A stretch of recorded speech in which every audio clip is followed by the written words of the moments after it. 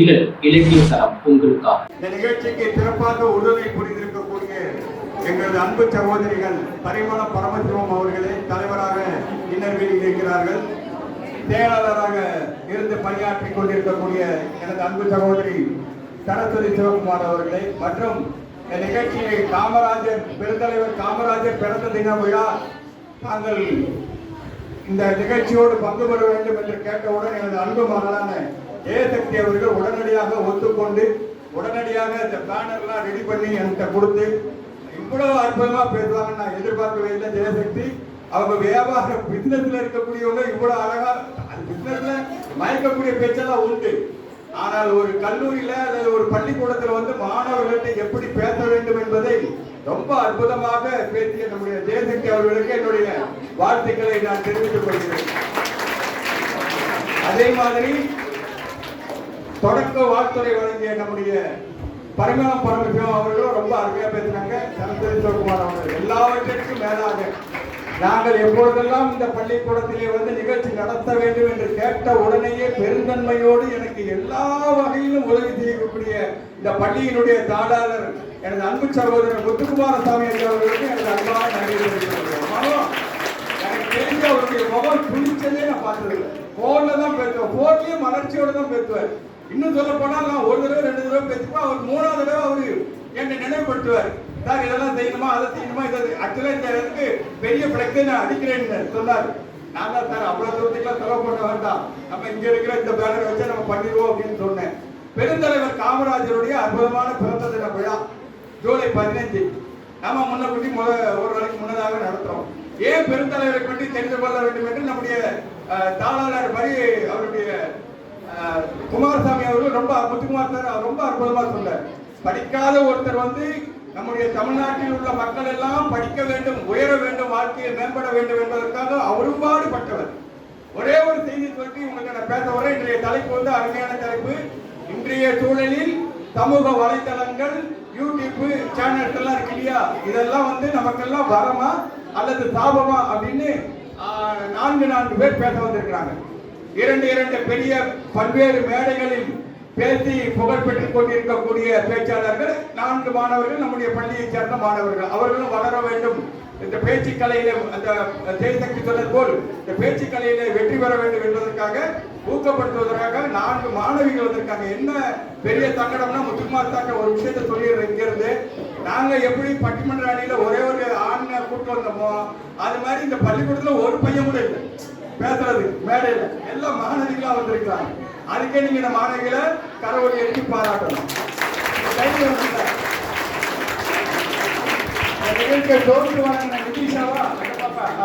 ரொம்ப அருமையான தமிழ், நல்ல குரல், அது இன்னும் நல்ல பயிற்சி ஆசிரியர்கள் பயிற்சி கொடுத்தாங்கன்னா மிகச்சிறந்த இந்த பிரியங்கா டிவில விஜய் டிவில இருக்கல்ல பிரியங்கா மாதிரி அந்த மொழியும் நல்லா வந்துடும். ஏன்னா அற்புதமான பேச்சாளர். பேச்சாளர்கள் அறிவுறுத்தி 2 நிமிஷத்துல நான் சில செய்திகளை சொல்லி இவங்க பேச ஒரு வரம் தான் என்கிற அணியில பேசுவதற்காக எங்கள் பட்டிமன்றத்தினுடைய நயன்தாரா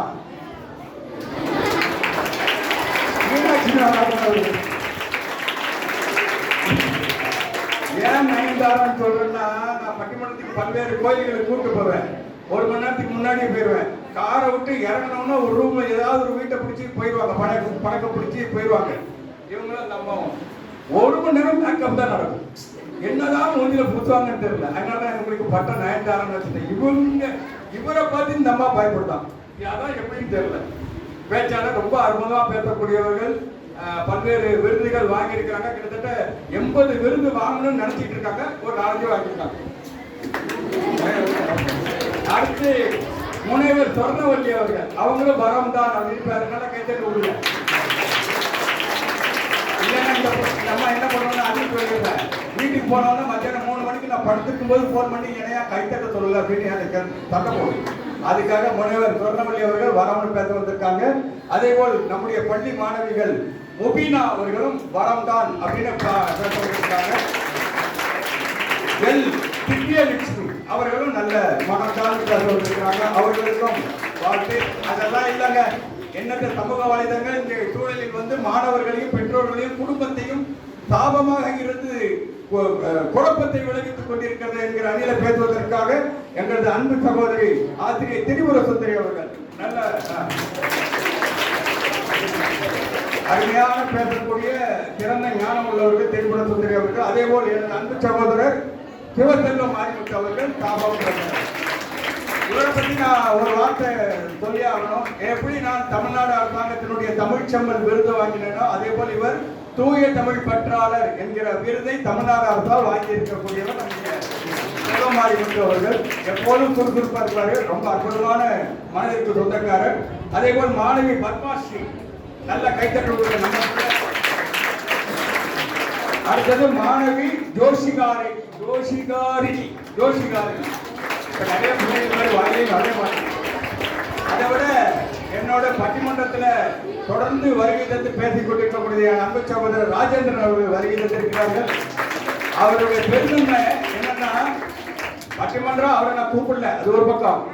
ஆனா பட்டிமன்றம் நடக்கிறதுன்னு கேள்விப்பட்டு மெனக்கிட்டு இந்த நிகழ்ச்சியை பார்க்கணும் அப்படிங்கிறதுக்காக வருகை தந்திருக்கிறார்கள் எனது அன்பு நண்பர் ராஜேந்திரன் அவர்கள். இடிக்கு கோடைன்னு சொல்லுவாங்கல்ல, அவரை மயக்க விட்டோம்னா அப்படி பேசுவார், குழங்குவார், மேடையே அதிரும். இவர் போட்ட கத்தத்துல ஒரு பட்டிமன்றத்துல மேடை பாதி உடஞ்சி போச்சு. அப்புறம் எனக்கு சம்பளம் கொடுக்குறவங்க வந்து அது 2000 ரூபாய் கட் பண்ணிட்டு தான் கொடுத்தாரு. அப்படிலாம் பண்ணிடுவாரு. அற்புதமான பேச்சாளர் அவர்கள். திரண்டாக வந்திருக்கக்கூடிய இந்த நல்ல பொழுதினை சிறப்பாக நல்ல செய்திகளை கேட்டு வாழ்க்கையில் முன்னேற வேண்டும் என்பதற்காக வருகை தந்திருக்கக்கூடிய மாணவ செல்வங்களான உங்களுக்கும் எங்களது குழுவின் சார்பாக அன்பார்ந்த நன்றி வணக்கத்தை தெரிவித்துக் கொண்டு ஒரே ஒரு சூனியக்காரி இருந்தான். அந்த சூனியக்காரி என்ன பண்ணான்னா, ஒரு அழகான இளவரசி மாதிரி இளவரசி வயதில் இருக்கக்கூடிய ஒரு பேரழகியான ஒரு பொண்ணு என்ன பண்ணிட்டா, சூனியக்காரி கடத்திட்டு வந்து ஒரு சிறையில போட்டுட்டான். ஏன் சிறையில போட்டான்னா, இவ வந்து வெளியே வந்தான்னா தான் பேரழகின்னு காமிச்சு இந்த நாட்டை எல்லாம் விலைக்கு வாங்கிடுவா அப்படின்றதுக்காக சூனியக்காரி என்ன பண்ணிட்ட, சிறையில வச்சுட்டான். அந்த சிறையில ஒரே ஒரு ஜன்னல் மட்டும்தான். அந்த இளவரசி என்ன பண்ணுவான், அப்படி எட்டி எட்டி பார்ப்பான். இந்த சூனியக்காரி என்ன செய்வான்னா, அவன் மூஞ்சி குரங்கு மூஞ்சின்னு சொல்லி சொல்லி சொல்லி சொல்லி தாழ்வு மனப்பான்மையை அந்த இளவரசிக்கு உருவாக்கிட்டே இருப்பான். அந்த சூனியக்காரி விளைச்சிக்கிட்டே இருப்பான். இப்படி ஒரு பல வருடங்கள் போச்சு. நம்ம குரங்கு மூஞ்சி தான், நம்ம வெளியே போனோம்னா எல்லாரும் மதிக்க மாட்டாங்க, நம்மளை யாரும் கல்யாணம் பண்ணிக்க மாட்டாங்க, நாம ஏன் இப்படி இருக்கணும் அப்படின்னு சொல்லி அந்த திரையிலேயே அது வாழ்ந்துகிட்டு இருக்கு. ஒரு நாள் சூனியக்காரி வெளியே போயிட்டான். போயிட்டு ஒரு நாள் முழுவதும் வரல. அந்த சமயம் பார்த்து பக்கத்து நாட்டினுடைய இளவரசர் எதேச்சியா வர, பெரிய திரை அடைச்சிருக்க, என்னன்னு பார்ப்போம். ஜன்னல் வழியா பக்கம் உள்ள பேரழகியான இளவரசி இருக்கான். இவன் கதவை உடைச்சிட்டு வெளியே உள்ள போயிட்டு அந்த இளவரசியை கூட்டிட்டு வெளியே வரான். வந்தோடனே இல்லை என்னை விட்டுருங்க, நான் அந்த திரையிலே இருக்கிறேன், ஏன்னா நான் என் மூஞ்சி குரங்கு மூஞ்சி அந்த கிளவி சொல்லிக்கிட்டே இருக்கா, நான் சூனிய குரங்கு மூஞ்சி தான் என்ன விட்டுரு.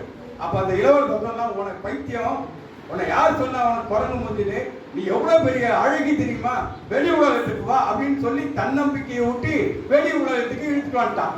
இந்த கதை என்னன்னா, ஒரு காலத்துல காமராஜர் காலத்துல சுதந்திரம் அடைஞ்ச பிறகு நமது நாட்டு மக்கள்ல ஏழைகள், வறியவர்கள், விவசாயிகள், கஞ்சிக்கு வழி இல்லாதவர்கள் எல்லாரும் என்ன நினைச்சுக்கிட்டு இருந்தாங்கன்னா, இந்த இளவரசி தன்னை குரங்கு மூஞ்சி போல் இருக்கிறோம் என்று நினைத்துக் கொண்டிருந்தது மாதிரியே அந்த மக்கள் எல்லாம், நம்ம தமிழ்நாட்டு மக்கள் என்ன நினைச்சிருந்தாங்க தெரியுமா, நமக்கெல்லாம் கல்வி என்பது எட்டாக்கனி, நம்மளாலதான் படிக்க முடியாது, அது குறிப்பிட்ட சில ஜாதியர் மட்டும்தான் படிக்க முடியும், குறிப்பிட்ட மேல்தட்டு வர்க்கம் மட்டும்தான் படிக்க முடியும், நம்மளால படிக்க முடியாது, நம்ம பள்ளிக்கூடத்துக்கு போகக்கூடாதுன்னு நினைச்சுக்கிட்டு தாழ்வு மனப்பான்மையில இருந்தாங்க நம்முடைய தமிழ்நாட்டு மக்கள் ஒரு காலத்துல.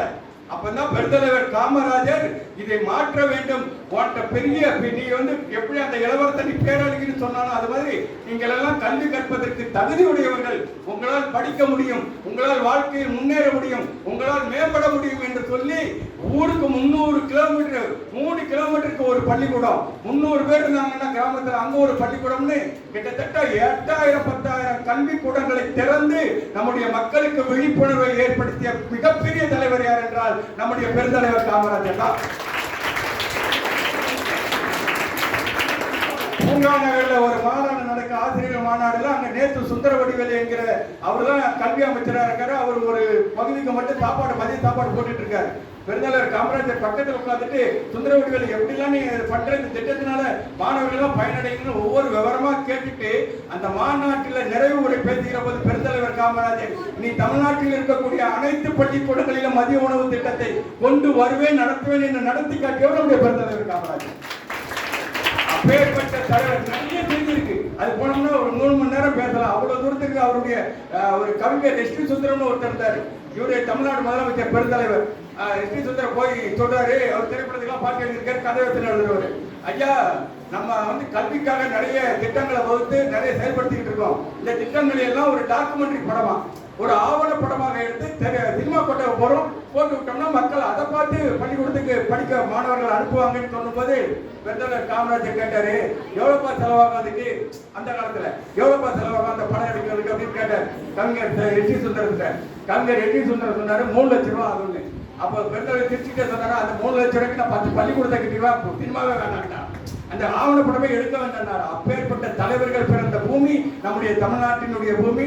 அந்த தலைவர் காட்டிய வழியை நாமும் சென்று கல்வி பயின்று நம்ம உங்க நிவேதா பண்டிகை என்ன கொடுத்திருக்காங்க, அவேக்க அனைத்து அச்சீவ்மெண்ட் அப்படிங்கிற ஸ்லோகம், எழு விழி சாதனை புரி என்பதுதானே உங்களுடைய ஸ்லோகம். அந்த சாதனையை பண்ணியே செய்து காட்டிய வரலாறாக திகழ்கிற பெருந்தலைவர் காமராஜர் வழியில் அவருடைய பிறந்த தினத்தை இன்று நாம் கொண்டாடுகிறோம். இன்றைய சூழலில் விஞ்ஞான வளர்ச்சி ரொம்ப அதிகமாயிட்டு, சூழலில் சமூக வலைதளங்கள் நமக்கு வரமாக இருக்கிறதா சாபமாக இருக்கிறதா என்ற 4 அறிஞர்களும் இந்த பகுதியில் இருக்கக்கூடிய 4 அறிஞர் பெருமக்கள் பேச இருக்கிறார்கள். பெரிய பேச்சாளர்கள், பெரிய பேச்சாளர்கள்னா வயதானவங்க 4 பேருக்கும் 5-5 நிமிஷம், பிள்ளைகளுக்கெல்லாம் ஒரு 4 நிமிஷம் கொடுத்து முதலாவதாக வரம் தான் என்கிற அணியை நம்முடைய பேராசிரியர் எங்கள் பட்டிமன்றத்தின் நயன்தாரா அவர்கள் தொடங்கி வைக்கிறார்கள். வானாகி மண்ணாகி வழியாகி ஒளியாகி ஊனாகி உயிராகி உண்மையுமாய் இன்மையுமாய் போனாகி யான் எனதென்று அவரவரை கூத்தாட்டு வானாகி நின்றாகி என் சொல்லி வாழ்த்துவன். வலைதளங்கள் வரமா சாபமா? எல்லோருடைய மனத்தையும் தன்னுடைய அன்பு வலையாலும் பாச வலையாலும் கருத்து வலையாலும் கட்டி போடுகின்ற நடுவர் அவர்களுக்கு முதல் வணக்கம். இதுக்கு பேர்தான் வலையில சிக்க வைக்கிறது. மீன் பிடிக்கிறதுக்கு வலை போடுவாங்கல்ல, அது மாதிரி இதுதான் வலையில சிக்க வைக்கிறது. நல்லா பேசிருக்காங்க. கூகுள் போல கூர்த்த மதியுடைய எதை கேட்டாலும் பதில் சொல்லுகின்ற திறமை மிக்க தாளாளர் மற்றும் தலைமை ஆசிரியர் உட்பட்ட அத்துணை ஆசிரியர் பெருமக்களுக்கும் அடுத்த வணக்கம். பேஸ்புக்ல லைக் போடுவாங்க, அதுபோல லைக் பண்ணக்கூடிய லைக் போடக்கூடிய எதிர்கால கூகுள் பிச்சைகளாக என்னுடைய உள்ளம் கவர்ந்த பிள்ளை நிலாக்கள் அத்துணை பேருக்கும் அடுத்த வணக்கம். சிறப்பு விருந்தினர்களுக்கும் சகோதரருக்கும் பெரிய வணக்கம். அன்இன்ஸ்டால் செய்யப்பட வேண்டிய எதிரணிக்கு அன்இன்ஸ்டால் தான் பண்ணணும். அவர்களுக்கும் ஒரு வணக்கத்தை சொல்லி, அதாவது வலைதளங்கள் வரந்தான். நடுவர் அவர்களே ஒய்ஃப் இல்லாம வாழ்ந்துடலாம், வைஃப் இல்லாம வாழ முடியாது. அதுதான் ரொம்ப பெரிய விஷயம். நடுவர் அவர்களே, உலகமே நம்முடைய கையில் இருக்குது அப்படின்னா நீ எங்கேயுமே போகவே வேண்டாம். அந்த காலத்திலாம் மாட்டு வண்டி கட்டிக்கிட்டு போவாங்களாம் ஒரு ஊரை விட்டு ஒரு ஊருக்கு. இப்ப காசிக்கே போறாங்கன்னே வச்சுக்கிடுவோமே, 10 பேர் போவாங்களாம். அதுல கடைசியில திருப்பி வாரம் இந்த 2 மாடு மட்டும்தான் வருமா.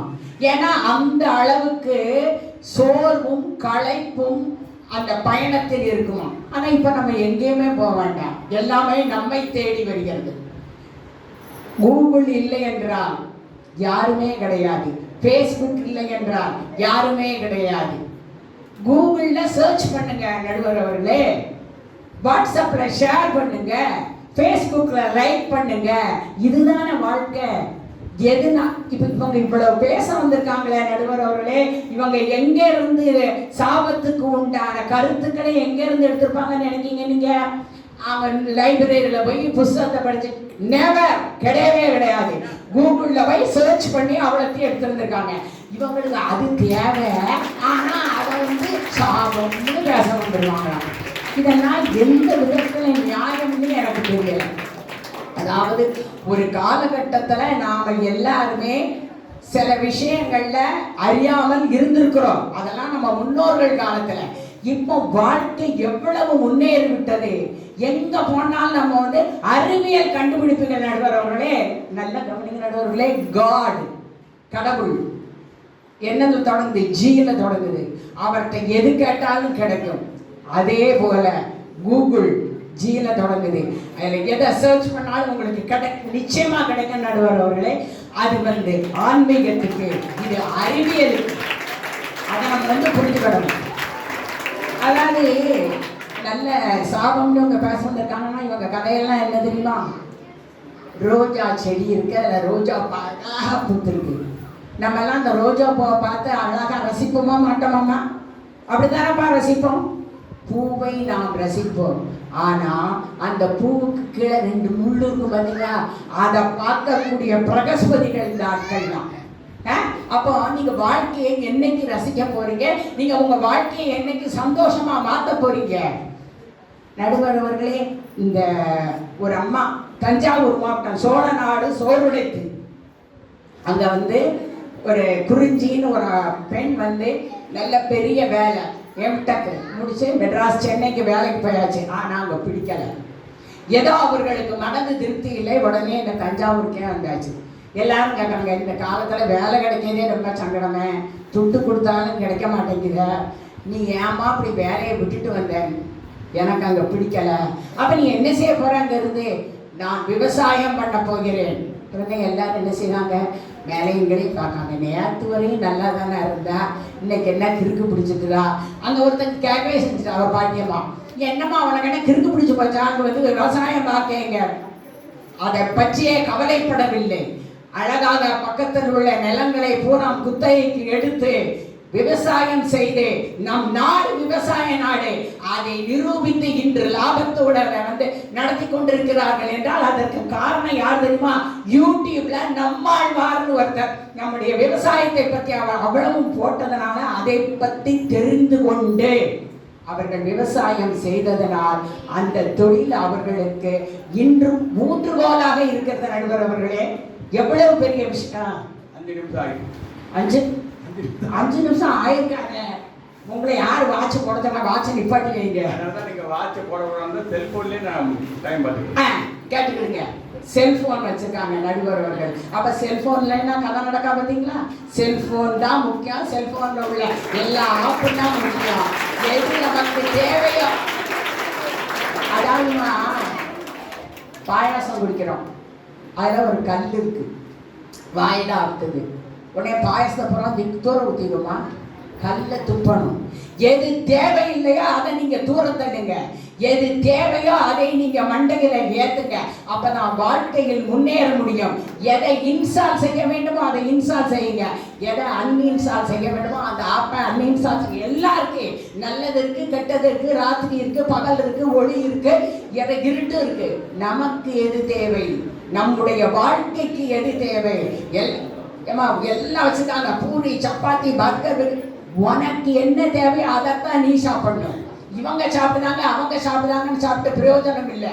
அதுபோல உன்னுடைய வாழ்க்கைக்கு எது தேவையோ அதை நீங்கள் புரிந்து கொண்டு அந்த துறையில் நீங்கள் முன்னேற்றம் கண்டீர்கள் என்றால், அதுல உங்களுடைய கவனத்தை செலுத்தினீர்கள் என்றால் நிச்சயமாக நீங்கள் வருங்காலத்தில் எல்லாருமே பெரிய பெரிய ஆட்களா வரலாம். பெரிய பிரைம் மினிஸ்டராகவே வரலாம். நீங்க அப்துல் கலாமா வரலாம், டோனியா வரலாம், எல்லாம் வரலாம். நீங்க கூகுள் பிச்சையாகவும் வரலாம் என்று சொல்லி வாய்ப்பளித்த நல்ல உள்ளங்களுக்கு நன்றி கூறி, கண்டிப்பாக இந்த வலைதளங்கள் வரமே என்று எங்களுக்கு வரத்தினை அளித்து, அது தெரியாமல் இங்கே உட்கார்ந்திருக்கும் எதிரினர்களுக்கு சாப விமோசனம் அளித்து அவர்களுக்கு வாழ்க்கையை கொடுங்கள் என்று உங்களை கேட்டுக்கொண்டு உங்களிடமிருந்து வாய்ப்பளித்த நல்ல உள்ளங்களுக்கு நன்றி. நன்றி, வணக்கம். எனக்கு தெரிந்து நிறைய பட்டிமன்றங்களுக்கு உங்களுக்கு கூட்டு போகும்போது நல்ல நகைச்சுவையா பேசுவாங்க. ஆனால் எனக்கு தெரிந்து இன்றைக்கு தான் அவர்கள் அந்த தலைப்புல, அதுல பேசல, தலைப்புல ரொம்ப அற்புதமாக பேசியிருக்கிறார்கள் நம்முடைய பேராசிரியர் மீனாட்சி நடராஜன் அவர்கள். நல்லா கைகட்டுங்க. அவங்க பேசும்போது முடிக்கும் போது ஒரு விஷயம் சொன்னாங்க, நல்லா சாப்பிடுங்க அப்படின்னு. இன்னொன்னு சேர்த்துக்கணும், அவங்க போற பக்கம் மறந்துட்டாங்க. சாப்பிட்டுட்டு தென்னை குல்ஃபில போய் குல்ஃபி வாங்கி சாப்பிடுங்க. அப்பதான் அது ஜீரணமாகும். யோகாவும் அது அழகா சொன்னாங்க பாருங்க பேசும்போது. யோகாவை சாப்பிட்டு ஐஸ்கிரீமை சாப்பிடுங்க, தென்னை குல்ஃபி யோகா பண்ணிட்டு மாற்றி சொல்லணும். பச்சா அந்த குல்ஃபி ஞாபகம் மனசுல இருக்கிறதுனால சாப்பிடணும் போலயே தோணுது. நான் கூட சார்ட்ட கேட்டேன், நம்முடைய முத்துக்குமார் சங்க ஒரு பாக்ஸை கொண்டாந்து வைக்கலாமேன்னு. அவர் தான் சொன்னார், இல்லை பேரண்ட்ஸ்லாம் வரும்போது கொண்டு வாங்க அப்படின்ட்டார். இல்லாட்டா இன்னைக்கே கூட பிள்ளைகளுக்கு ஜெயசக்திகிட்ட சொல்லியிருந்தாருன்னா கொண்டாந்துருப்பாங்க. ரொம்ப அற்புதமாக வரம்தான் பேசியிருக்காங்க. அவர்களுக்கு பதில் கொடுப்பதற்காக ஆவேசமாக எழுந்து வருகிறார் உங்கள் ஆசிரியர் திரிபுர சுந்தரி அவர்கள். நல்ல கரவோடு எழுதுகிறார். முதல் வணக்கத்தை தெரிவித்துக் கொண்டு பள்ளி தாளாளர் அண்ணா முத்துக்குமாரசாமி அவர்களுக்கு எனது வணக்கத்தையும், வாய்ப்பு இந்த அருமையான ஒரு நல்ல வாய்ப்பு வழங்கிய தமிழ்ச்செம்மல் விருது பெற்ற எங்களது மரியாதைக்குரிய பாமணி ஐயா அவர்களுக்கு எனது வணக்கத்தையும் நன்றியையும் தெரிவித்துக் கொள்கிறேன். மாணவர் செல்வங்களே, இன்று ஒரு அருமையான நாள்.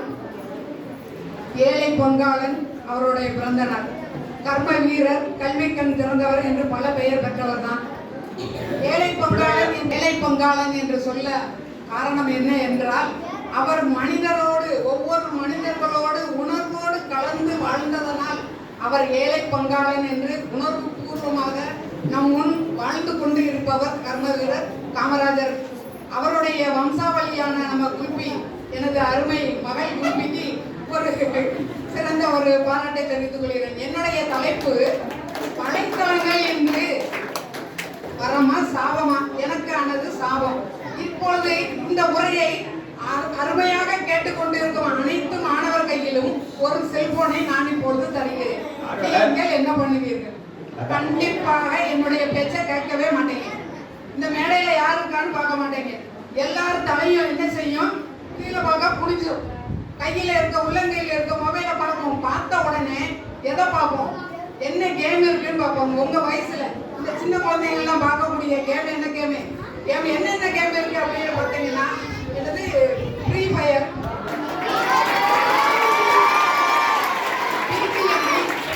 பிசிஎம்ஐ, clash of clans, temple run, அப்புறம் call of duty, GTA, vice city. இதுல 1 2 3 4 5 6 அடுத்த வருஷம் வரைக்கும் ரெடியா இருக்கு. இது எல்லா மாணவருக்கும் தெரியுது, ஆனா எனக்கு தெரியாது. நான் எந்த விளையாட்டும் விளையாடல. உங்க அம்மா அப்பாவுக்கு எந்த விளையாட்டும் தெரியாது. இப்போ எல்லாருக்கும் இந்த மகிழ்ச்சி. மொபைல் உங்க கையில கொடுத்தா நீங்க என்ன பண்ணுவீங்க? கண்டிப்பா சகோதரி சொன்னாங்க, கடவுள் மாதிரி கூகுள் கடவுள். கூகுள் வந்து கடவுள் கேட்டெல்லாம் தருவாங்க அப்படின்னு. இப்போ உங்க கையில விளையாட்டை மட்டும் தருவாங்க.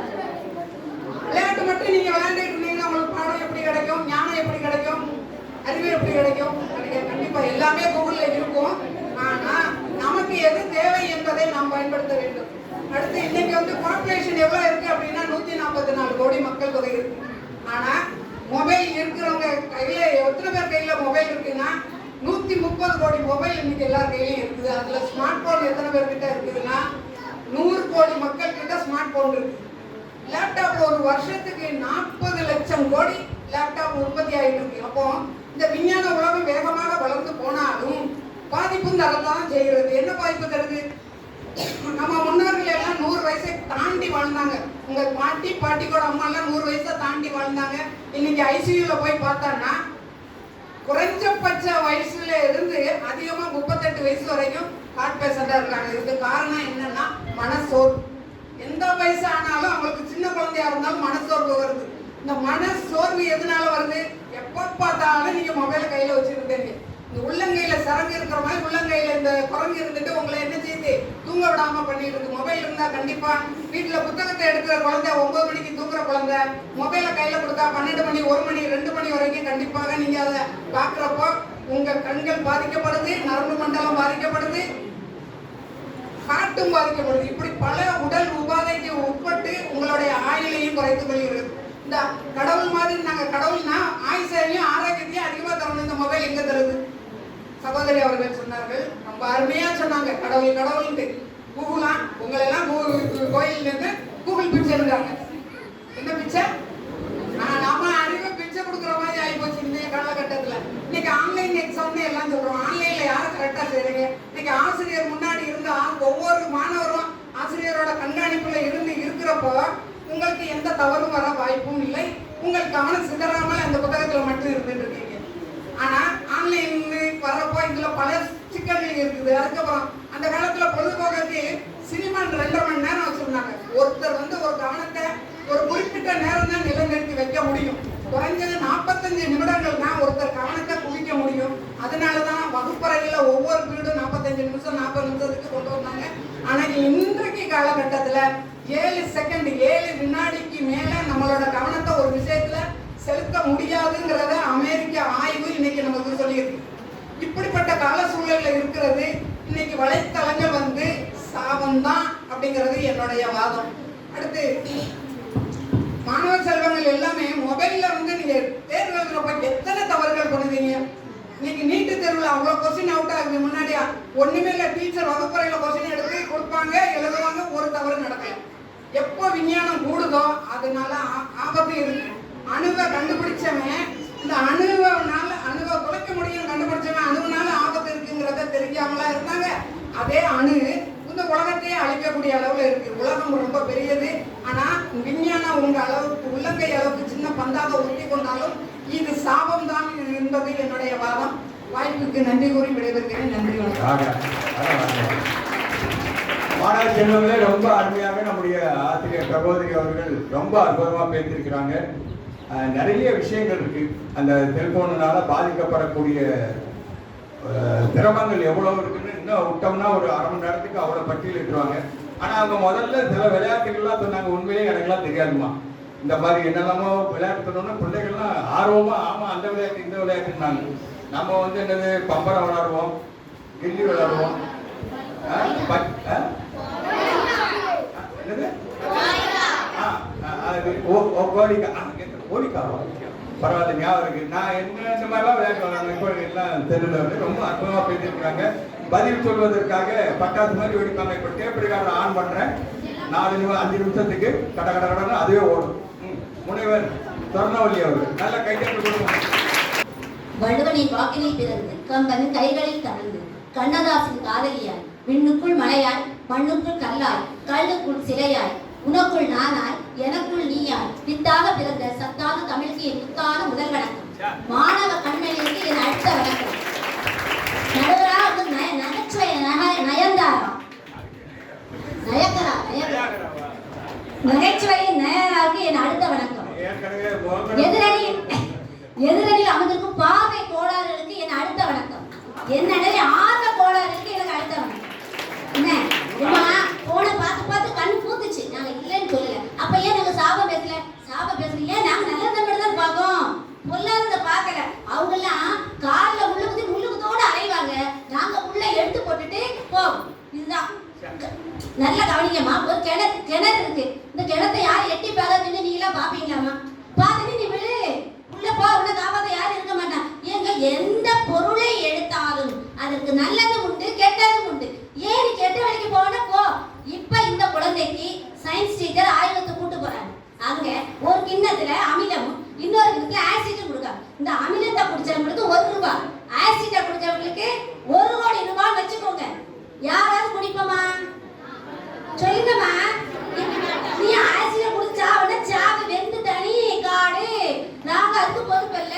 நாங்க அமிலத்தை சாப்பிட்டு கொண்டு ஆமா நாங்க அமிலத்தை சாப்பிட்டுட்டு ஆரோக்கியமா வாழவும் நினைக்கிறோம். போன் தேவை. ஏங்க ஒத்த பிள்ளை கருப்பில் மாதிரி பெற்றிருக்கோம். அவன் அமெரிக்காவுக்கு போவோம். சொல்லுங்க வெந்து போகும் உடம்பு. நான் சொன்னேன் நடுவர் அவர்கள் பெட்டியெல்லாம் வாங்கிட்டு அப்படி மாத்தி பேசக்கூடாது. அவர் ஒரு டீச்சர் தான். கேட்டு ஏமா அதாவது என்ன சொல்ல வந்து ஒரே ஒரு பிள்ளைய பெற்றிருப்போம். அது அமெரிக்காவுக்கு போகும்.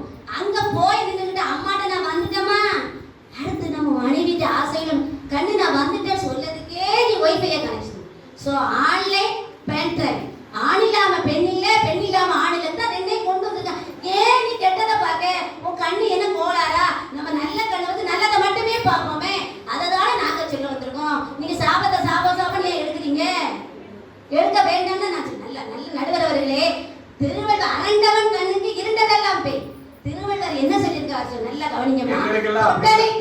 அரண்டவன் கண்ணுக்கு இருண்டதான் போயில. இப்ப எனக்கோ ராஜேந்திரன் தாக்கா கிடையாது. எப்ப கல்யாணம் பண்ணமோ அப்பவே எல்லாமே அது மனம் பொறுத்தது. நீங்க பேய் நினைச்சா பேய் தான் நாங்க, நீங்க பெண்ணு நினைச்சீங்கன்னா நாங்க பெண்ணு. அததான் நாங்க சொல்ல வந்திருக்கோம். தொட்டனை தூர் மனக்கேணி மாந்தன். திருவள்ளுவர் அன்னைக்கே சொல்லிட்டாரு, நீ தொடு தொடு உன் அறிவை வளர்க்கலாம். அதுதான் எவ்வளவு கண்டு வள்ளுவன் கூட வள்ளுவன் அப்படிலாம் யோசிச்சே பண்ணிருக்காங்க. பாரு தொட்ட தொட்ட உனக்கு அறிவு வளரும். நீ என்ன தொட்டுக்கிட்டே உனக்கு அறிவு வளரும் தான் கேக்குங்க. நீ ஏன் போய் சாக்கடையில்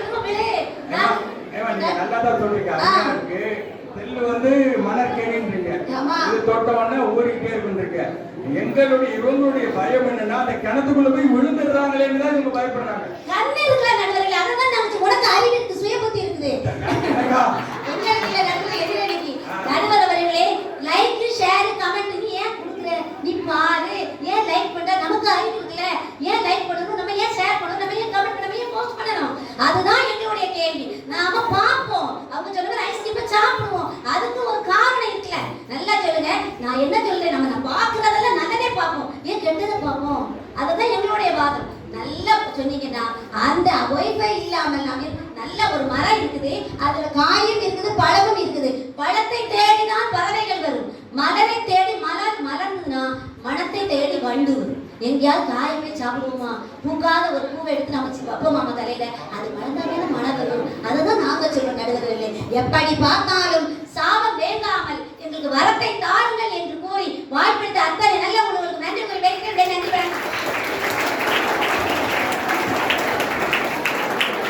சொர்ணவல்லி அவர்கள் ஏன்னா விடாமல் இந்த 2 பேரையும் நான் கூட்டு போவேன் எல்லா பட்டிமன்றத்துக்கு. ஏன்னா அங்க இருக்கக்கூடிய மக்கள், கிராமத்தில் இருக்கக்கூடிய மக்களை எல்லாம் இவங்க பண்ற அந்த உடல் மொழி இருக்கு இல்லையா, பாடி லாங்குவேஜ், அதுல போட்டு அசத்தி 1/2 மணி நேரம் பேசுவாங்க. ரொம்ப அற்புதமா பேசக்கூடியவங்க, ரொம்ப அருமையா இருந்தது. இன்னைக்கு அவர்களுக்கு ஒரு கரவொலி எழுப்பி நம்ம பாராட்டு தெரிவிக்கிறோம். நம்ம சொல்லும்போது ஒரு அருமையான ஒரு விஷயம் சொன்னாங்க. மரங்கள் அழகா பூ பூத்ததுக்கு அப்புறம் தான் வண்டு வரும், காய்ந்ததுக்கு பிறகுதான் பறவைகள் வந்து சாப்பிட வரும்னு. அதன் காரணமாக என்னமோ நம்முடைய இன்னர்வெளியில இருந்து பரிமள பரமசிவமும் சரஸ்வதி சிவகுமாரும் மரக்கன்றுகளை 10 மரக்கன்றுகள் இந்த பண்டிகோலாயத்தில் வந்து வச்சிருக்கிறாங்க. நாளைக்கு அது மரமாகி கனியாகி காயாகி பூவாகி வருகிற போது அடுத்த வருஷம் வந்து பார்க்கிறேன் இருக்காங்க. பார்க்கட்டும், அது நிழல் தரக்கூடிய அந்த அற்புதமான மனம், அவங்களுடைய மனம் எவ்வளவு குளிர்ந்திருந்தால் பள்ளிக்கூடத்திற்கு மரங்களை நடக்க கொடுக்கணும்னு நினைச்சிருப்பாங்க. அதுக்கே அவங்களை நம்ம தனியா பாராட்டணும். அவர்களை பாராட்டி இதுக்கெல்லாம் பதில் சொல்வதற்காக எங்களது வீரபாண்டிய கட்டபொம்மன் செல்வமாரி வாத்து வருகிறார்கள். நல்ல கரவொலி கொடுங்க. தமிழுக்கு என்னுடைய முதற்கண் வணக்கம், அவையோருக்கு என்னுடைய சிரம் தாழ்ந்த வணக்கம், பள்ளி நிர்வாகத்தாருக்கும் எங்களுடைய மரியாதைக்குரிய நடுவர் அவர்களுக்கும் என்னுடைய கரம் கூப்பிய வணக்கங்கள். உங்களோடு இருந்து இன்னைக்கு இங்கே வந்திருக்கேன். நேரத்துக்கு வரைக்கும் நானும் பள்ளிக்கூடத்தில் வாத்தியார், நாளைக்கும் அங்கே தான் போப்பார், அது வேற விஷயம். அதனால நீங்களாம் நம்பலாம் இல்லையா, ஒரே அணி. அவங்கெல்லாம் வேற, நம்மளாம் ஒரே அணி. எல்லாம் ரிட்டையர்ட் ஆயிடுச்சு. அது 2 பேர் தான் வரணும். அவங்களும் எல்லாம் டம்மி பீஸ் தான், ஒன்றும் பிரச்சனை இல்லை. சரி, நடுவர் அவர்களே உங்களுக்கு என்னுடைய சிரம் தாழ்ந்த வணக்கம். ஒரு நல்ல ஒரு தலைப்பு, இன்றைய சூழலில் சமூக வலைதளங்கள் வரமா சாபமா. எதிரணியில பேசினாங்க பாத்தீங்களா அந்த அம்மா, அவங்க யாருன்னு நடுவர் சொன்னாங்க? நயன்தாரா. இது மட்டும் அந்த நயன்தாராவுக்கு தெரிஞ்சதுன்னு வைங்களேன், அந்த அம்மா 10வது மாடியில இருந்து கீழே விழுந்து செத்து. இது விக்னேஷியோனுக்கு தெரிஞ்சா என்ன ஆகுங்கிறது தான் கேள்வி. அது எனக்கு ரொம்ப பயமா இருக்கு. அது தெரிஞ்சதுக்கு அப்புறமா அவர் வாழ்ந்துட்டு இருக்காங்க. அத பாருங்களேன், என்னத்த சொல்லட்டும், பொய்யா சொல்றாங்க. ஒரு தடவை நடுவர் அவர்களே இப்படித்தான் சொன்னாங்க, அதுக்கு நீங்க ஆமான்னு தலையாட்டினீங்கல்ல. சரி, நடுவர் அவர்களே இன்றைக்கு இருக்கக்கூடிய கால சூழல் எப்படி இருக்கு தெரியுமா? நான் இப்ப ஏதாவது ஊருக்கு போறேன், அவங்க சொன்னாங்க காசிக்கு போறாங்க வராங்க அப்படின்னு. நான் இப்ப ஊருக்கு போறேன்னா உடனே ஒரு செல்ஃபி, எங்க ரயில்வே ஸ்டேஷன்ல நம்ம ஊர் போர்டு தெரியுற இடத்துல நின்று ஒரு போட்டோ எடுக்க அந்த Facebookல ஐ அம் கோயிங் டு சென்னை. ஏதாவது திரும்ப சென்னைக்கு போன உடனே அங்க நின்று ஏதாவது ஒரு இடத்துல நின்று ஒரு செல்ஃபி, அப்படி அந்த வர்ற வரைக்கும். அதே மாதிரி சென்னைக்கு திரும்ப ஏறுற இடத்துலயும் கோ பேக் டு திருநெல்வேலி. முடிஞ்சு போச்சு. வீட்டுக்கு வந்து கதவு பார்த்தா வீட்டுல ஒண்ணுமே இருக்காது, எல்லாம் காலி, திருடு போயிருக்கோம். போலீஸ் ஸ்டேஷன்ல போய் கம்ப்ளைண்ட் பண்ணுவாங்க. கூப்பிட்டு விசாரிச்சா எப்படி நீ கண்டுபிடிச்சாரு? நான் இவரோட Facebook ஃப்ரெண்டு. இவர் சென்னைக்கு போகும்போது போட்டோ எடுத்து போட்டாரு, வீடு காலியா இருக்குன்னு திருட வந்தேன், 4 நாளா தங்கி இருந்தேன். இவரும் சென்னையில 4 நாளா தங்கி இருந்தாரு. திரும்ப வர போறேன்னு அதே Facebookல போட்டாரு. அதை பார்த்துட்டு நான் வீட்டை விட்டு காலி பண்ணி வீட்டையும் காலி பண்ணி கொண்டு போயிட்டேன்னு சொன்னானா? இப்படித்தான் இருக்கிறது சமூக வலைதளங்களின் நிலைமை. நடுவர் அவர்களே, நானும் ஒரு பள்ளிக்கூடத்து ஆசிரியர். நீ எல்லாம் ஆசிரியரான்னு கேட்கறாதீங்க, நானும் ஏதோ தெரியாம டீச்சர் ஆயிட்டேன். எங்க பள்ளிக்கூடத்துல ஒரு பையன் ரொம்ப நாளா பள்ளிக்கூடத்துக்கு வரல. அப்படியா? சரி, வெளியில வாங்க, வெளியில வாங்க. சரியா? எங்க பள்ளிக்கூடத்துக்கு ரொம்ப நாளா ஒரு பையன் வரல. என் வகுப்பு மாணவன். என் வகுப்பு மாணவன் எப்படி வருவான்? நானே போறது இல்லையே. அதனால நானும் அவனை போய் வீட்டுல போய் எப்படியாவது மாத்தணும் அப்படின்னு சொல்லிட்டு சாயங்காலம் 5 மணிக்கு போய் அவன் வீட்டுல போய், ஏன்டா நீ ஸ்கூலுக்கு வரல அப்படின்னு. சார், நான் டெய்லி ஸ்கூலுக்கு கிளம்பி வாரேன் சார், ஆனா திரும்ப திரும்ப நீ யாராவது உனக்கு வீட்டுல விட்டுருவாங்க, நீங்க அப்பா அம்மா கிட்ட கேளுங்க அப்படின்னு. நானும் அவங்க அம்மா போயம்மா கொஞ்சமாவது பிள்ளைய படிக்க வைங்கம்மா, பாவம்மா அப்படின்னா. சார் நாங்க என்ன சார் செய்ய, ஒரு நாள் நான் இவனை கூட்டிட்டு பள்ளிக்கூடத்துக்கு வந்தேன், பஸ் ஏறினேன், நான் வசதியில தூங்கிட்டேன், இவன் பஸ்லயே போயிட்டான். நான் இவனை காணலையேன்னு வாட்ஸ்அப்ல இவன் போட்டோவை போட்டு ஒரு ஃபார்வர்ட் மெசேஜ் அடிச்சேன். என் மகனை காணவில்லை, கண்டுபிடித்து தருபவர்களுக்கு பரிசு வழங்கப்படும் இவன் போட்டோவோட போட்டேன். இவன் அன்னைக்கு சாயங்காலமே அடுத்த பஸ் ஏறி வீட்டுக்கு வந்துட்டான். அன்னையில இருந்து தினசரி இவனை பள்ளிக்கூடத்துக்கு பஸ் ஏற்றி விடுவேன். நான் ஒரு பஸ்ல ஏற்றி விடுவேன், அடுத்த பஸ்ல எவனாவது ஒருத்தன் வந்து எம்மா ஏன் இந்தாமா உன் பையனை கொண்டு வந்து விட்டுட்டு போயிருக்காங்க. இப்படித்தான் ஒரு வருஷமா நடந்துகிட்டு இருக்கு சார். நான் என்ன சார் செய்யட்டும்? ஆக மொத்தத்துல ஒரே மெசேஜ் ஃபார்வர்ட் ஆகிக்கிட்டே இருக்கு, சுத்தி சுத்தி. எப்படி அந்த அம்மா மேக்கப் போடுற மாதிரி, எவ்வளவு மேக்கப் போட்டாலும் அப்படியே தான் இருக்கும். என்ன செய்ய, ஒன்னும் சொல்றதுக்கு வழி இல்லை. அதுக்கடுத்து விவசாயம் பண்றாங்களாம். யார் ஐடி கம்பெனில இருந்து வந்து விவசாயம் பண்றாங்களாம். அந்த விவசாயம் எப்படி பண்றாங்க தெரியுமா? நடுவர் அவர்களே, என் Facebookல ஒரு பையன் ஃப்ரெண்டு ஒரு நாள் போலீஸ் யூனிஃபார்ம் போட்டு போட்டோ எடுத்து போட்டிருந்தான். சரி இவருக்கு எஸ்ஐ போட்டு வணக்கம் சார் அப்படின்னு. மறுநாள் ஒரு கோட்டு போட்டு லாயர் மாதிரி போட்டோ எடுத்து போட்டான். என்னடா நேத்தைக்கு போலீஸா இருந்தானே இன்னைக்கு லாயர் ஆயிட்டானேன்னு நினைச்சேன். மறுநாள் டெலஸ்கோப் போட்டு டாக்டர் மாதிரி போட்டோ போட்டுட்டான். எனக்கு கடுப்பேறி போச்சு. முதலிங்க வா, நீ என்னதான் வேலை பார்க்க சொல்லு அப்படின்னு. நான் போட்டோகிராஃபரா இருக்கேன் அப்படின்னு. இவன் எங்கெங்கெல்லாம் போறானோ அங்கெங்கெல்லாம் அந்த ட்ரெஸ் போட்டு போட்டோ எடுத்து Facebookல போடுறது. இவனை நம்பி ரெக்வெஸ்ட் கொடுத்தவன் நிலைமை என்ன? இன்னைக்கு முகநூலா இருக்கட்டும், சமூக வலைதளங்கள் ஃபுல்லா பாருங்களேன், நிறைய தவறுகள் நடக்கிறதுக்கு அதுதான் காரணம். எந்த தகவலும் உண்மையான தகவல் வரல. இன்னைக்கு பள்ளிக்கூட விடுமுறைக்கு நேரத்து சாயங்காலம் தான் தகவல் வந்துச்சு, 5 மணிக்கு தான் வந்துச்சு. அதை நான் என் பிள்ளைக்கு அனுப்புறதுக்குள்ள அவன் எனக்கு அனுப்பிட்டான். சார் நாளைக்கு லீவு, தயவு செஞ்சு பள்ளிக்கூடத்துக்கு வந்துடாதீங்க, உங்களுக்கு பெட்ரோல் சார்ஜ் வேஸ்ட், நன்றிமா அப்படின்னு நானும் பதிலுக்கு அனுப்பி. அது வரந்தானே. அதுக்கு அடுத்தது தானே நடுவர் அவர்களே, என்றைக்கு ஆசிரியர் வருவாங்க, இன்னைக்கு பள்ளிக்கூடத்துல போய் படிப்போன ஆசையா இந்த பள்ளிக்கூடத்துல இருக்கிற மாணவர்கள் காலம் எல்லாம் மாறி போச்சு. நீங்க எவ்வளவு சந்தோஷமா சனிக்கிழமை பள்ளிக்கூடத்துக்கு வந்திருக்கீங்க. நான் புதன்கிழமை பள்ளிக்கூடத்துக்கு போனாலே பையன் சொல்லுவா, சார் இன்னைக்கு வந்துடாங்க சார், தயவு செஞ்சு நாளைக்கு லீவ் கொடுங்க சார், டெய்லி ஹோம்ஒர்க் தாங்க முடியல. ஒன்றே சொல்லி நிறைவு செய்யலாம் அப்படின்னு நினைக்கிற நடுவர் அவர்களே, எதிரணியில பேசின மீனாட்சி நடராஜன் அழகா சொன்னாங்க, பாயாசத்துல கல்லு கிடந்தா கல்லக்கான தூக்கி போடுவோம், பாயாசத்தையா தூக்கி ஊத்துவோம் அப்படின்னு. அப்படித்தானமா கேட்டாங்க? அந்த நாங்க சொல்றது வந்து கல்ல மட்டும் சொல்லல, அந்த கல்ல ஜவ்வரிசின்னு நினைச்சு கடிச்சு உடைஞ்சு போன எங்க பல்லு, அது கல்லு இல்ல. இந்த சமூக வலைதளங்கள்ல சிக்கி சின்னாபின்னமான எங்க பிள்ளைகளுடைய வாழ்க்கை அது அது பல்லு மாதிரி உடைஞ்சு போகுது. அவங்க செட்டு பல்லு வச்சிருக்காங்க, அதனால அது தெரியல. பல்ல கலட்டிட்டு தான் எல்லாம் குடிப்பாங்க, திரும்ப மாட்டிக்குவாங்க. நாம அப்படி இல்ல. இந்த மாதிரி நகைத்தேர்த்து எல்லாம் மேடல போட்டு சொல்லக்கூடாது. ஒரு கிட்டப்புறம் வரும். ஐயா இதை மட்டும் நிழல் இலக்கிய தளத்துல இருந்து நீக்கிறீங்க, அவை குறிப்புல இருந்து நீக்கிறீங்க. எனவே ஆக உண்மையிலேயே சமூக வலைதளங்கள் வந்து நமக்கு பெரிய சாபம். ஒன்றை சொல்லி நிறைவு செய்கிற நடுவர் அவர்களே, ஒருத்தருக்கு உடம்பு சரியில்லைன்னு டாக்டர்கிட்ட போனாராமா. டாக்டர்கிட்ட போயிட்டு, சார் ரொம்ப தலைவலிக்கு சார் அப்படின்னாங்களாம். அந்த டாக்டர் சரி நான் ஒரு மாத்திரை எழுதி தரேன்னு சொல்லிட்டு ஒரு மாத்திரை எழுதி கொடுத்துருக்காரு. இவர் சீட்டா டோலா 650 இதை நேத்தே போட்டேன் சார் அப்படின்னாரு. அந்த இன்னொரு மாத்திரை எழுதி தரேன், இன்னொரு மாத்திரை கெட்டோ ராபைன் அப்படின்னு ஒரு மாத்திரை எழுதி கொடுத்துருக்காரு. அதே சார் இதை முந்தா நாளே போட்டேன் சார், இன்னொரு மாத்திரை எழுதி தரேன்னு பேப்பர் வாங்கி எழுதி கொடுத்துருக்காரு. அசிட்டோமைபின் ஒன்று கொடுத்துருக்காரு. சார் அதுக்கு முதல் நாளே போட்டேன் சார். டாக்டருக்கு எரிச்சலாகி போச்சு. இன்னொரு மாத்திரை கொண்டாயா சீட்டை வாங்கிட்டோன்னு நபுமெண்டோன்னு ஒரு மாத்திரை எழுதி கொடுத்தாரு. சார் அதை போன வாரமே போட்டேன் சார், ஆனாலும் தலைவலி கேட்கல சார். சரி அப்போ பேராசிட்டமல் போடுறேன் சார், அதை இன்னைக்கு காலையிலேயே போட்டேன் சார். சரி இத்தனை மாத்திரை இருக்குன்னு உனக்கு எப்படி தெரியும்? கூகுள்ல போய் சர்ச் பண்ணேன் சார், அது ஒத்த மாத்திரையா காமிச்சது. எல்லா மாத்திரையும் போட்டேன், மாத்திரை போட்டதுனால என் நெஞ்சு வலி வந்தது, முதுகு வலி வந்தது, வயிறு வலி வந்தது, யூரின் போல மோஷன் போல, ஆனா தலைவலி மட்டும் அப்படியே இருக்கு சார், குறையவே இல்லை சார். இப்படித்தான் இருக்கிறது சமூக வலைதளங்கள். ஏதாவது ஒரு தேவைன்னா உடனே கூகுள்ல போய் சர்ச் பண்ண வேண்டியது. அந்த முனைவர் சொர்ணவல்லி போல என்னத்தையாவது உளறிட்டு அவங்க உளர போது சொன்னாங்க, பூக்கால பூவையா நாம் எடுப்போம், பூத்தாதானமா பூவு எனக்கு தெரியல, பூத்தாதான பூவு. அது இன்னொரு காமெடி அடிச்சாங்க, அமிலத்தை குடிப்பீங்களா ஆசிட குடிப்பீங்களா? அமிலம்ங்கிறது தமிழ், ஆசிங்கிறது இங்கிலீஷ், ரெண்டும் ஒண்ணுதான். அதான் அதுவே தெரியல. நீங்களே சொல்லுங்க, அமிலமும் ஆசிடும் ஒண்ணா வேற வேறையா? ஆமா. ஒண்ணுதானே. அப்ப எப்படி அதை நம்ம வராம எடுத்துக்க முடியும்? அவங்க என்ன சொன்னாங்க தெரியுதா? அமுதமா இல்ல, அவங்க அமுதம்னு சொன்னாங்களா அமிலம்னு சொன்னாங்களா? அமிலம் தானே சொன்னாங்க. மாணவர்களே, நடுவர் அவர்களே, மாணவர்களுடைய சப்போர்ட் எங்க பக்கம் தான் இருக்கு. ஆகவே நீங்க தீர்ப்பு எங்க பக்கம் வழங்குவீங்க என்ற நம்பிக்கையோட வாய்ப்பளித்த அத்தனை நல்லுள்ளங்களுக்கும் நெஞ்சம் நிறைந்த நன்றிகளை பகிர்ந்து விடைபெறுகிறேன். நன்றி, வணக்கம்.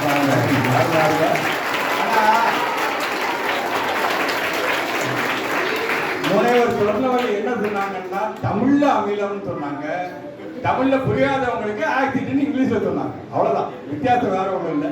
ரொம்ப அருமையா பேசியிருக்கிற செல்வம் மாரிமுத்து. இப்பொழுது அவர்களுக்கு பதில் சொல்வதற்காக புரட்சி புயல் மாணவி முபீனா அவர்கள் உங்களுக்கு கரவொலியோடு வருகிறார். அனைவருக்கும் வணக்கம். இந்த பட்டிமன்றத்தை நடத்தி தர வேண்டும் என்று எங்கள் பள்ளி முதல்வர் அவர்களுக்கு வலைத்தளம் மூலம் தகவல் அனுப்பிய நடுவர் அவர்களே, முதல்ல நான் பேசிட்டேன், போன்ல பேசிட்டேன். பேசினதுக்கு அப்புறம் தான் வலைதளம் மூலம் தமிழ். இப்படிப்பட்ட நீங்க வலைத்தளம் சாபம் என்று தீர்ப்பளிக்க மாட்டீர்கள் என்ற நம்பிக்கையுடன் உங்கள் அனைவருக்கும் என் வணக்கத்தை கூறி என் வாதத்தை தொடர்கிறேன். ஐயா, இன்றைய சூழலில் சமூக வலைத்தளங்கள் வரந்தான்னு அடிச்சு சொல்றேன். இன்னைக்கு நாம நடத்துற பட்டிமன்றம் வீடியோவா எடுத்து வலைத்தளத்துல போட்டு லைக் பண்ணுங்க, கமெண்ட் பண்ணுங்க, சப்ஸ்கிரைப் பண்ணுங்க என்று பிரபு அவர்கள் சொல்வார்கள். உலகத்துல இருக்க எல்லாரும் பார்ப்பாங்க. நீங்க எங்கேயோ போயிருவீங்க. கொஞ்சம் நினைச்சு பாருங்க, வலைத்தளம்ல தான் இன்னைக்கு நாம நடத்துற பட்டிமன்றம் மேடை நாடகம் மாதிரி இருக்கும். பார்த்துட்டு எந்திரிச்சு போயிடுவாங்க. ஆனா வலைத்தளத்துல போட்டா எப்பெல்லாம் பார்க்கணும்னு தோணுதோ அப்பெல்லாம் போட்டு போட்டு பார்க்கலாம். அப்படின்னா இது வரும் தானுங்க? உண்மையிலேயே வரணும். இப்பெல்லாம் நிறைய கணவன்மார்கள் தங்கள் மனைவியை தாய்நாட்டில் விட்டுட்டு வெளிநாட்டுக்கு போயிடுவாங்க. அவங்க குழந்தைகளுக்கு கூட 2 வருஷம் 3 வருஷம் கழிச்சுதான் அப்பாவையே தெரியும். ஆனா இந்த வலைத்தளத்தினால உலகத்துல வெளிநாட்டுல இருக்கும் அப்பா கூட வீடியோ கால் மூலமா குழந்தையும் மனைவியும் பார்த்துக்கலாம். இதெல்லாம் வளர்ந்தான நடுவர்களே. மேலும் இந்த வலைத்தளத்தினால audio work, tailoring, art from waste, சமையல், ஃபேஷன் டிசைன் எவ்வளவு பேருக்கு வேலை வாய்ப்பு கொடுத்துருக்கு தெரியுமா? ஏன் சாப்பாட்டை கூட Zomato, Swiggy ஆர்டர் பண்ணினா நம்ம வீடு தேடி வந்துடும்.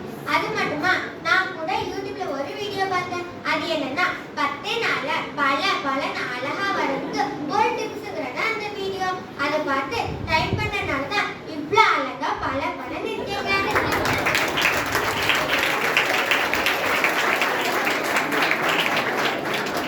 ஐயா, இந்த காலத்துல வைஃப் இல்லாம வாழ்ந்துடலாம். ஆனா வைஃபை இல்லாம வாழ முடியுமா?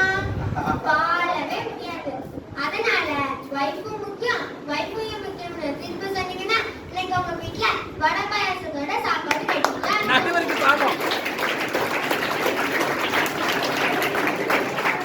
ஐயா, உங்க வீட்டு அம்மாவை எடுத்துக்கோங்க. உங்க மனைவி வச்ச குழம்பு ஒரு நாள் நல்லா இல்லைன்னு சொல்லி பாருங்க, மறுநாள் மாறும் ஊறுகாவும் தான் இருக்கும். இப்போ நீங்க வலைத்தளத்தை பயன்படுத்திக்கிட்டு வலைத்தளம் சாபம் என்று தீர்ப்பு சொன்னீங்கன்னா என்ன நடக்கும் என்பதை மனசுல வச்சுக்கிட்டு நல்ல தீர்ப்பை தருமாறு வேண்டி என் உரையை நிறைவு செய்கிறேன்.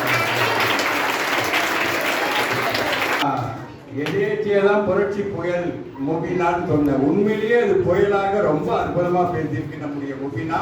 எதிர்காலத்தில் மிகச்சிறந்த பேச்சாளராக நம்முடைய நிவேதிதா மெட்ரிக் மேல்நிலைப் பள்ளிக்கு புகழ் பெற்று தரக்கூடிய அளவில் இந்த பிள்ளை வளரும் என்கிற நம்பிக்கை எனக்கு இருக்கு. ரொம்ப அற்புதமா பேசுகிற முபீனா அவர்களுக்கு பாராட்டுங்கள். அதில் இந்த செல்போன் வந்ததுக்கு அப்புறம் ஒரு சிக்கல் இருந்தது. முன்னெல்லாம் கல்யாண பத்திரிக்கை கொண்டாந்து ஜெயசக்தி வீட்டில் போயிட்டு அம்மா என் பையனை கல்யாணம் வச்சிருக்கேன் வந்துருமான்னு சொல்லலாம். அதாவது சரஸ்வதி அம்மா வீட்டில் போயிட்டு என் பையனை கல்யாணம் வச்சிருக்கேன். இப்பெல்லாம் என்ன பண்ணிட்டாங்கன்னா கல்யாண பத்திரிக்கை போட்டோ எடுத்து என்கிட்ட மெசேஜ் அனுப்பிச்சிட்டான். நேரில் வந்து அழைத்ததாக எண்ணிக்கொண்டு தாங்கள் சுற்றுலா வருகை தந்து மணமக்களை வாழ்க்கையார்கள் வேண்டுகிறேன்னு கீழே ஒரு மெசேஜ் போட்டு விட்டான். எனக்கு கோபம் வந்துட்டு, தமிழ்நாட்டில் இருக்கக்கூடிய பண்பாட்டே மிக கடைசியா இருக்கிற பண்பாடு நேரில் வந்து பத்திரிக்கை கொடுக்கறதான். இவன் இப்படி பண்ணி காட்டேன்னு நான் என்ன பண்ணேன், டேபிள்ல ஒரு 500 ரூபாய் நோட்டு எடுத்து வச்சேன். இப்படி போட்டோ எடுத்தேன். என் வீட்டுக்காரர் வந்தா என்ன பண்றீங்கன்னா, இல்ல மரியாதை இல்லாம கல்யாண பத்திரிக்கை வாட்ஸ்அப்ல அனுப்பியிருக்கான், நானும் 500 ரூபாய் நோட்டை போட்டோ எடுத்து மெசேஜ் எடுத்து போறேன், மொய்யா வச்சுக்கிறேன்னு. உடனே என் வீட்டுக்காரர் சொன்னா, அறிவு இருக்கா, வைக்கிறதே வைக்கிறீங்க, 2000 ரூபாய் நோட்டை எடுத்து போட்டோ எடுத்து அது அப்போ எனக்கு அனுப்பும்போது இருந்தது. உடனே 2000 ரூபாய் நோட்டு போட்டோ எடுத்து மறுநாள் ஓடிட்டான், அண்ணாச்சி மன்னிச்சிருங்க நான் தெரியாதனவும் பண்ணிட்டேன்ட்டு. அதெல்லாம் அப்படிலாம் சிக்கல் இருக்கு. நேரில் வந்து சொல்லக்கூடிய பண்பாடுகள்லாம் கொஞ்சம் குறைஞ்சிட்டு வருதுன்றது இவங்களுக்கு உள்ளது. ஆனால் வரம்ன்றதுக்கு ரொம்ப அருமையாக பேசிச்சு. என் வீட்டை மக்களும் நான் ரொம்ப ஜாலியாக பண்ணுவேன். அதனால சாப்பாடுலாம் எனக்கு நல்லா கிடைக்கும், ஒன்றும் பிரச்சனையே கிடையாது. எப்படி இருந்தாலும் சாப்பாடு கிடைக்கும். இல்லைன்னா பழைய சோறாவது கிடைக்குமா, ஓகே அவ வேற சாப்பிடல, உங்களுக்கு இப்படிதான் கிடைக்கும் அப்படின்னு.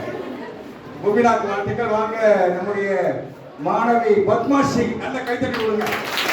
நீதிமன்றத்திற்கு வருகை தந்திருக்கும் அனைவருக்கும் முதற்கண் வணக்கத்தை கூறி என் உரையை தொடங்குகிறேன்.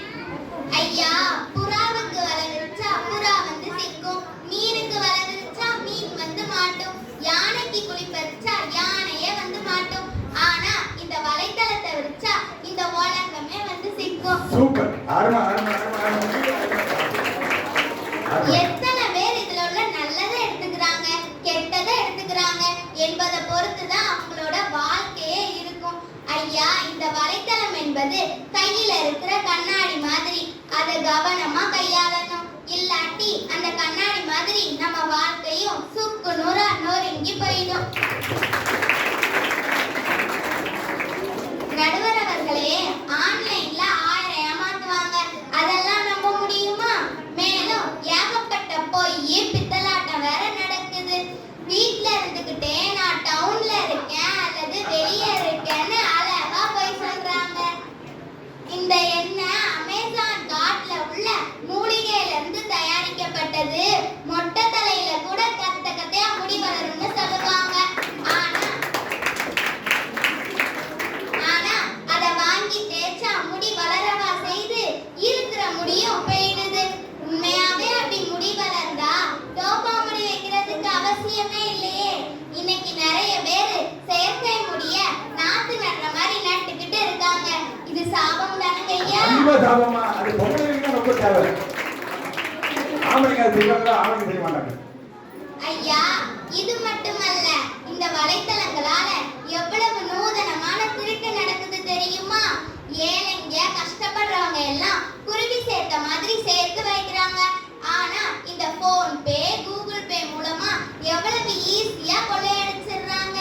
அது மட்டுமா, நம்ம மொபைலுக்கு திடீர்னு போன் வரும். அது என்னன்னா, நாங்க பேங்க்ல இருந்து பேசுறோம், உங்களுக்கு ஒரு லோன் சாங்ஷன் ஆயிருக்கு, உங்க அக்கவுண்ட் நம்பரை சொல்லுங்க, அதுக்கு ஒரு ஓடிபி வரும்னு ரொம்ப டீசெண்டா சொல்லுவாங்க.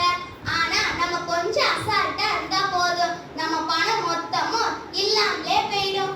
இந்த வலைத்தளத்தால குடும்ப குட்டி சரா போச்சு, நாடு நாசமா போச்சு, உலகம் உருப்பிடாம போச்சு. ஐயா,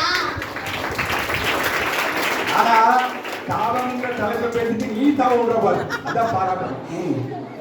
ஐயா, கல்லுல செலவழிச்சா கை எடுத்து கும்பிடலாம், வீட்ல உழ வச்சா சோறு பொங்கிடலாம், நாட்டுல மழை இருந்தா மழையே கிடைக்கும். ஆனா இந்த வலைத்தளம் இருக்கே, இது சாதாரண வலை இல்லைங்க, மாய வலை. இந்த மாய வலையில மாட்டாத ஆளுங்களே கிடையாது.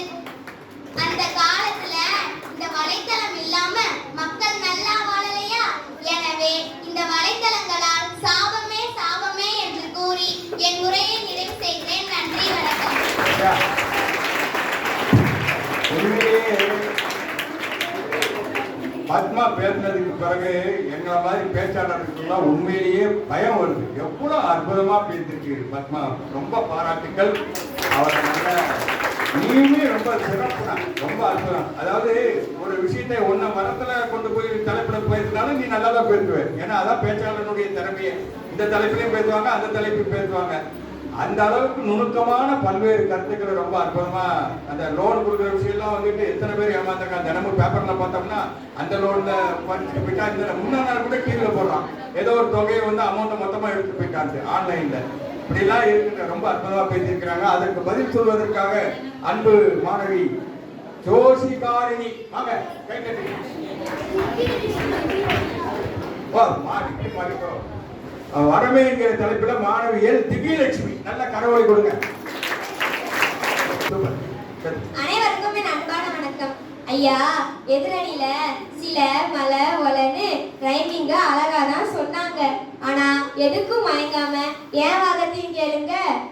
பல வருஷத்துக்கு முன்னாடி எங்க தாத்தா பாட்டி காலத்துல இந்த சமூக வலைத்தளமே கிடையாது. பள்ளி பருவத்துல ஒன்னா இருந்தவங்க எல்லாம் ஒரு கட்டத்துல பிரிஞ்சு எங்கெங்கோ போயிடுவாங்க.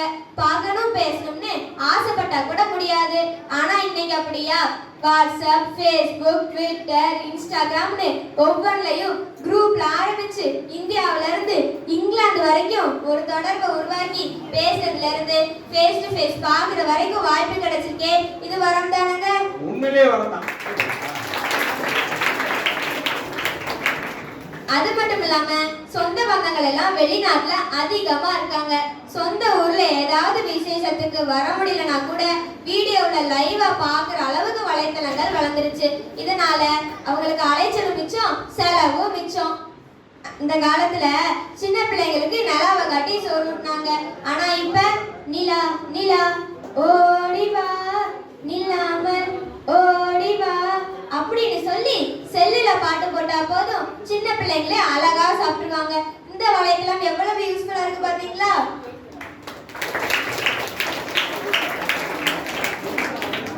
அந்த காலத்துல உழுதுண்டு வாழ்வாரே வாழ்வார் அப்படின்னு சொன்னார் வள்ளுவர். ஆனா இப்ப வலை கொண்டு வாழ்வாரே வாழ்வார் அப்படிங்கிற அளவுக்கு நிலைமை உயர்ந்துடுச்சு. வலைத்தளம் இருந்தா வானமே நம் வசப்படும் தெரியுமா? மேலும் கொரோனா காலத்துல ஆன்லைன் கிளாஸ்க்கு இந்த வலைத்தளம் எவ்வளவு உதவியா இருந்துச்சு. முன்னாடிலாம் ஸ்கூல் பிள்ளைங்க டைரி எழுதாம வீட்டுக்கு போய் பேரண்ட்ஸை ஏமாத்திடுவாங்க.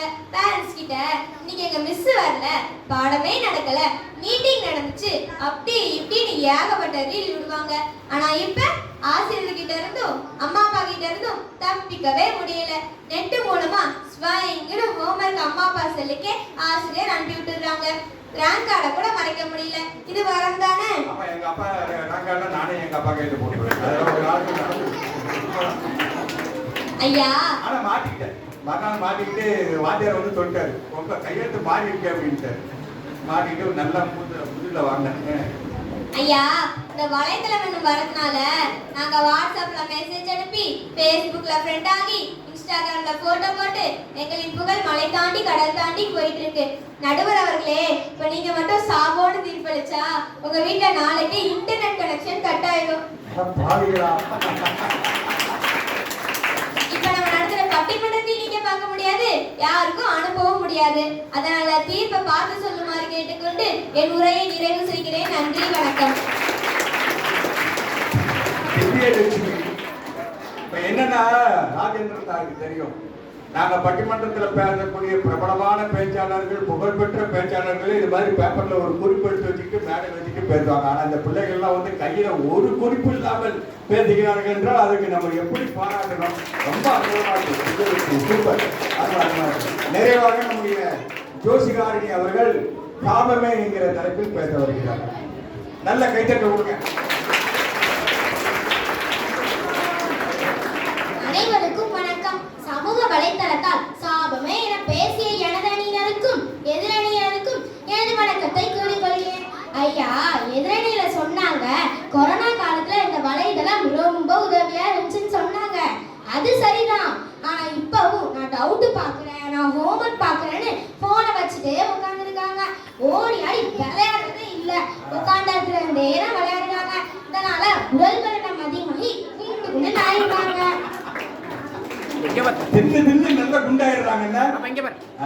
கால் of duty, clash of clans, granny, free fire, PUBG, samosa என்னெல்லாமோ விளையாடுறாங்க. இதெல்லாம் நீங்க கேள்விப்பட்டிருக்கீங்களா? இப்பதான் கேள்விப்படுறேன். நம்மளுக்கு தெரிஞ்சதெல்லாம் பாம்பு கட்டம், தாயை கட்டம், பம்பரம், பாண்டி, இதெல்லாம் நம்மளுக்கு தெரியும். ஆமா ஆமா ஆமா. சும்மா இருக்காம ரம்மி ஜிம்மின்னு விளையாண்டுக்கிட்டு இருக்கிற பணத்தை எல்லாம் தொலைச்சிட்டு கடைசியா நிம்மதியா இழந்துடுறாங்க. இது சாபம் தானே?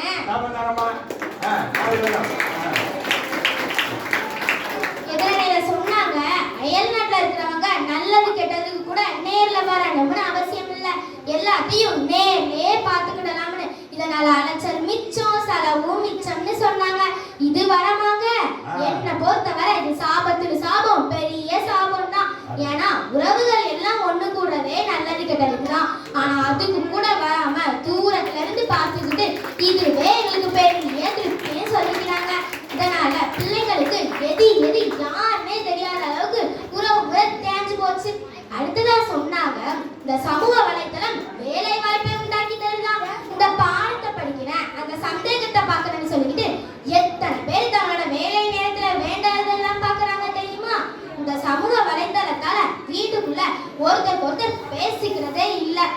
முன்னாடி எல்லாம் குடும்பத்துல எல்லாரும் ஒண்ணா உட்காந்து பேசிட்டே சாப்பிடுவாங்க. ஆனா இப்போ அம்மா ஒரு பக்கம் போன் எடுத்துட்டு போக, அப்பா ஒரு பக்கம் போன் எடுத்துட்டு போக, பிள்ளைகளும் ஒரு பக்கம் போன் எடுத்துட்டு போக, சாதத்துல உள்ளது கருவேப்பிலை அடி கரப்பாம்பூச்சியானே தெரியாம போனை பார்த்துட்டே சாப்பிடுறாங்க. தட்டுல ஈ இருந்தாலும் தெரியாது. இதனால ஃபேமிலிக்குள்ள இருக்கிற பாண்டிங்க இல்லாம போச்சு. வாட்ஸ்அப்ல, ஃபேஸ்புக்ல, குரூப்ல இருக்கிற எல்லாருக்கும் குட் மார்னிங் சொல்றாங்க. ஆனா வீட்டுக்குள்ள இருக்கிறவங்க மொத்தம் நிமிர்ந்து கூட பார்க்க மாட்டேங்கிறாங்க. ஃபேஸ்புக் வேண்டாங்க, முதல்ல பேச பார்த்து பேச சொல்லுங்க. மேலும் வீட்டுக்குள்ள எவ்வளவு பிரச்சனை, சண்டை, வீணான குழப்பங்கள்லாம் நடக்குது. நடுவர் அவர்களே, கடைசியா ஒண்ணு சொல்லிக்கிறேன். எதிரணிக்காரங்க உங்களை வைஃபை இன்டர்நெட் கட்டுன்னு மிரட்டிட்டு போயிருக்காங்க. அவங்க மிரட்டலுக்கு பயந்து தீர்ப்பு அவங்களுக்கு சாதகமா சொன்னீங்கன்னா நீங்க அவங்க எல்லாருக்கும் பயந்ததா எல்லாரும் நினைப்பாங்க. அதனால இந்த சமூக வலைத்தளம் என்பது வாழ்க்கைக்கு சாபமே என்ற நல்லதொரு தீர்ப்பை தருமாறு கேட்டு என் உரையை நிறைவு செய்கிறேன். நன்றி, வணக்கம்.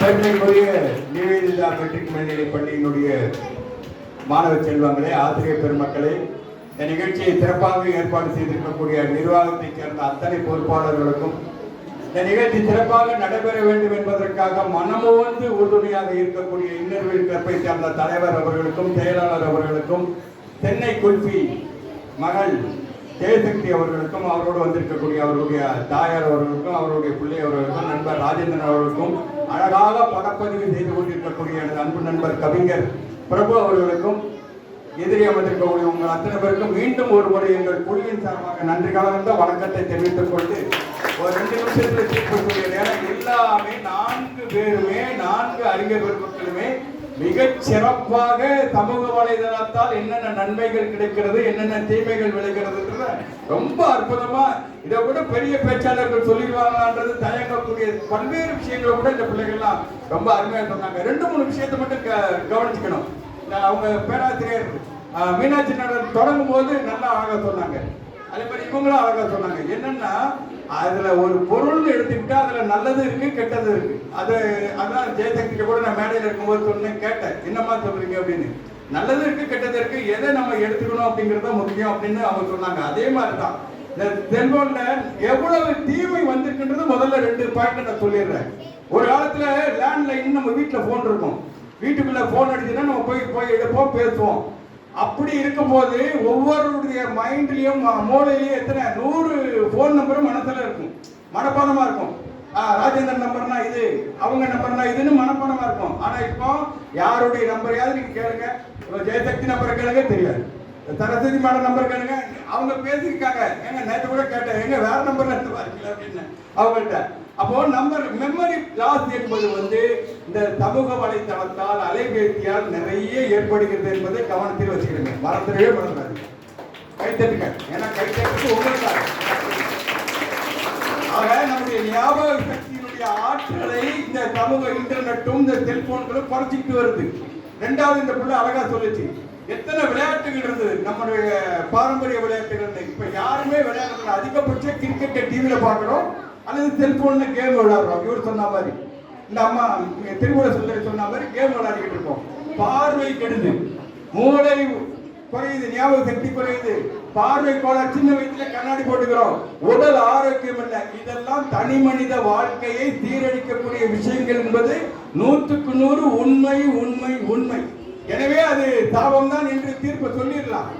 ஆனால் அதில் இருக்கக்கூடிய நன்மைகளையும் நம்ம பார்க்கணும். ஒரு விஞ்ஞான கருவி என்பது மனிதனுடைய புற சூழ்நிலையையும் அக சூழ்நிலையும் வளர்ப்பதற்காகத்தான் அந்த விஞ்ஞானம் என்பது தோற்றிருக்கிறது.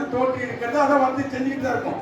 எப்படி மெய்ஞானம் அக உணர்வை மனிதனை மேம்படுத்துவதற்கு பயன்படுகிறதோ, அதற்குரிய காரியங்களை எல்லாம் மெய்ஞானத்தை சார்ந்த ஆன்மீக பெருமக்கள் செய்து கொண்டிருக்கிறார்களோ, அதே போல் விஞ்ஞானத்தை சார்ந்த பெருமக்கள் புற அளவில் மனிதனை மேம்படுத்துவதற்கான எல்லா கருவிகளையும் கண்டுபிடிச்சுக்கிட்டே தான் இருப்பாங்க. இன்னும் இதை விட ஈஸியாகும். முதல்ல போன்ல நம்ம பேச மட்டும் தான் செஞ்சோம், செல்போன்ல. இப்போ நேரில் பார்த்துக்கலாம். அவர் அங்கிருந்து பேசுவார், நம்ம இங்கிருந்து பேசுவோம், பேச்சு பேசிடலாம். அடுத்த வளர்ச்சி நிறைய வரும். இன்னும் எல்லா வசதிகளும் இன்னைக்கு வீட்டில் வேலைக்காரங்களாம் இருக்க மாட்டாங்க, ரோபோ வந்து வேலை செய்ய ஆரம்பிச்சிடும்.